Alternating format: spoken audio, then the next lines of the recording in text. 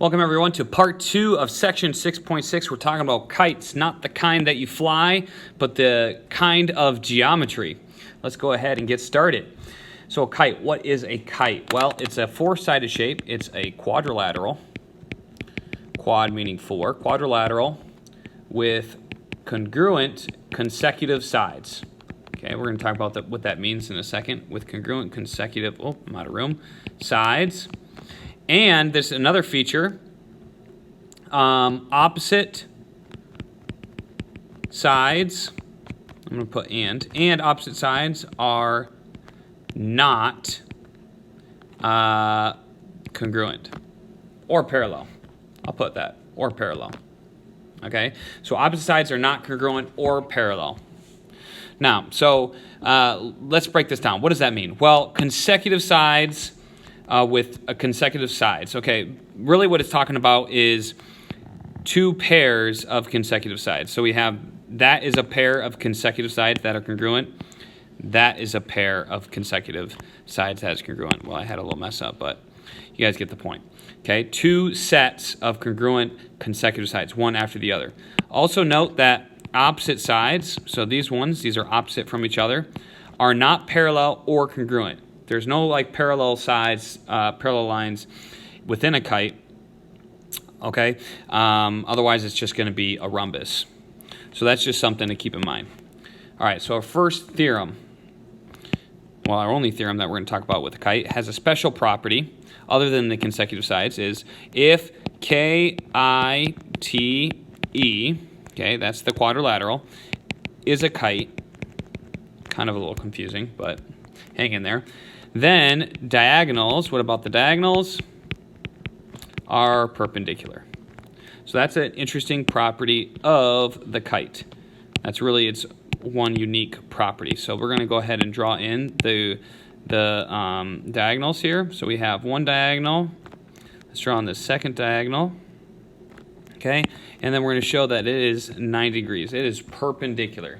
That is the special feature about kites, is that no matter what the shape, it's got consecutive sides, that two sets of consecutive sides that are congruent, and then the diagonals are perpendicular. All right, let's apply it to this one example that we have. Here we go. Now, we have to be given that it's a kite, so really this should be labeled as congruent, and this, let's make this 3, 1, 2, 3, as congruent. With that information, we know that the diagonals are going to be perpendicular to each other. So we know that this angle is 90 degrees. If that's 90 degrees, then all these angles here will be 90 degrees, making angle 1 90 degrees. Now you have to be given one of these other angles. So in this case, we're given that angle right here, this blue one, is 52 degrees. Okay, so if that's 52, we already know that this is 90, so we just have to find angle 2. It's easy to find angle 2 because of the angle sum theorem of triangles. We know that 90 plus 52 plus 2, angle 2, is going to be equal to 180. So we just have to add 90 plus 52 and subtract that from 180. So we do 90 plus 52 is 142 plus angle 2 equals 180.